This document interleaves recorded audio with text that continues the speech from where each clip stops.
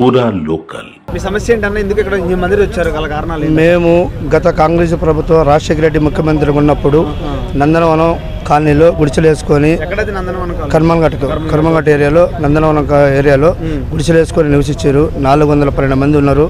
అప్పుడు ఉన్న అధికారి లోకల్ ఎమ్మెల్యే సుధీరెడ్డి గారు మీ ఇల్లు మీకే ఇక్కడ కట్టిస్తానని చెప్పి మాకు వాగ్దానం చేసి అక్కడున్న గుడిసెను తొలగించి అక్కడున్న ఇల్లుని కట్టించాడు.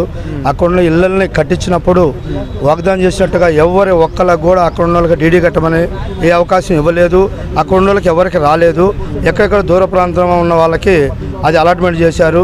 ఆ విషయం మాకు తెలిసినందుకున మాకు ఆవేదనతో మేమున్న అలా ఇళ్ళని కబ్జా చేసుకొని గత 5 సంవత్సరాల నుంచి అలానే ఉంటున్నాం కాబట్టి ఇప్పుడు అధికారులు మమ్మల్ని ఖాళీ చేయమని ఇబ్బంది పెడతారు.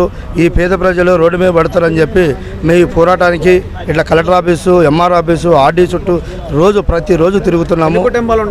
మా ఈ అసలు మొత్తం 512, దాంట్లో 100 మంది డీడీ కట్టిన వాళ్ళు ఉన్నారు. 412 మంది మాకు వేకంటి కాని వాళ్ళు ఉన్నారు. ఓకే, అప్పుడే కాంగ్రెస్ ప్రభుత్వం ఇచ్చిందని చెప్పారు. మరి ఇప్పుడు ఏం తీసుకున్నారు కాంగ్రెస్ ప్రభుత్వం? అప్పుడు కాంగ్రెస్ ప్రభుత్వం మీకేనని చెప్పారు. తర్వాత లోకల్గా అధికారులు వాళ్ళకి వేరే వాళ్ళకి అలాట్మెంట్ చేశారు. అప్పుడు మేము కలెక్టర్ చుట్టూ, ఎంఆర్ఓ చుట్టూ, ఆర్డీల చుట్టూ మా దగ్గర పేపర్ డాక్యుమెంట్లు అన్ని సహా ఉన్నాయి.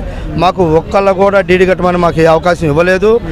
వేరే వాళ్ళకి ఇవ్వబట్టి ఆ తాళాలు పంచే టైంలో మేము లోకల్ వాళ్ళము అడ్డం తిరిగి ఆ ఉన్న ఇళ్ళని మేము కబ్జా చేసుకుని ఉన్నాం. కాబట్టి ఇవాళ మా ఇల్లు మాకే కావాలి. ఎక్కడ ఇచ్చిరో వాళ్ళని దూర ప్రాంతం వాళ్ళని అక్కడే పంపించాలి.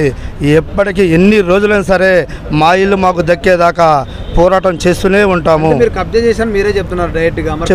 రాంగ్ కదా అదంతా. మా ఇల్లు కాబట్టి, మా స్థలం కాబట్టి మేము కాపాడుకున్నాం. గవర్నమెంట్ స్థలాన్ని ఎవరు కాపాడలేదు. మా ఉన్న బుడదలో, దోమల్లో ఉక్కిష్ట బతుకుతా అప్పుడు గత కాలంలో మన అధికారం ఉంది, కాంగ్రెస్ పార్టీ ఉందని చెప్పి గుడ్డిగా నమ్మి ఖాళీ చేసినాం.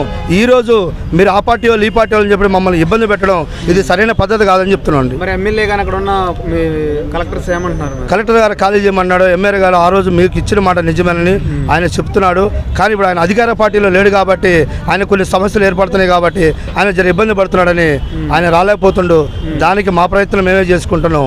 మా పోరాటం మేమే చేయాలని సిద్ధమై ఉన్నాం. ఇప్పుడు మీకు ఖాళీ చేయించి ఎవరికి ఇద్దాం అనుకుంటున్నారా? వీళ్ళని ఆ డీడీ కట్టిన వాళ్ళకి ఇవ్వాలని చెప్పి అక్కడ బయట ఉన్న ప్రాంతం వాళ్ళకి డీడీ కట్టారు.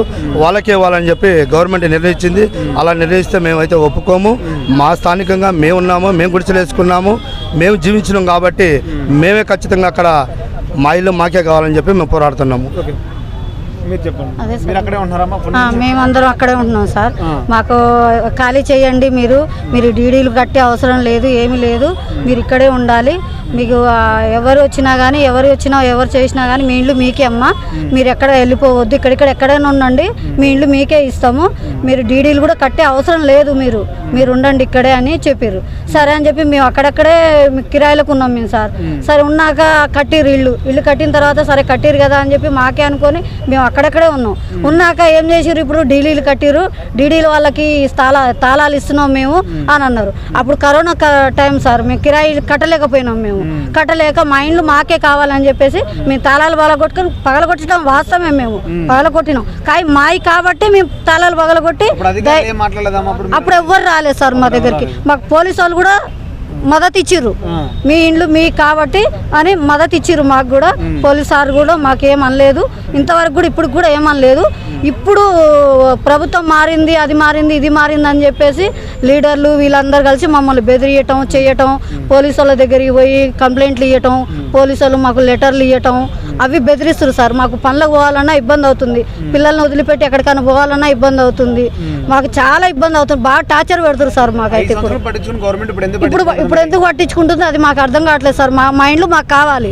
ఇప్పుడు డీడీలు కట్టిరంటే మేము అక్కడి నుంచి స్థలంలో నుంచి మేము లెగుస్తేనే కదా డీడీలు ఇల్లు కట్టింది, లేకపోతే కట్టకపోతుండే కదా. మేము ఆ డీడీ అదే మా ఇండ్లు మేము లేవమని అక్కడే మేము గుడిసెలు వేసుకొని స్థానికంగా ఇక్కడే గుడిసెలతోనే మేము ఉండుంటే ఇప్పుడు ఏ డీడీలు కట్టేవాళ్ళు? ఎవరు వచ్చేవాళ్ళు డీడీలు కట్టడానికి? ఎవరు కట్టకపోతుండే కదా. మేము అందుకని మా ఇండ్లు మాకే ఇస్తా అన్నారు కాబట్టి మా ఇళ్ళలో మాకు ఉంటున్నాం. మా ఇండ్లకి ఎట్టయినా కానీ ఏదైనా సరే మా ఇండ్లు మాకు కావాలి. ప్రజాప్రభుత్వం అంటున్నారు, ప్రజల కోసం ఈ ప్రభుత్వం అన్నారు. మరి జరుగుతుందంటారు అలాంటిది? జరగాలని చూస్తున్నాం సార్. మా ఇండ్లు మాకు కావాలి. ఏ పోరాటం అయినా మేము పోరాడతాం ఇప్పటికైనా సరే.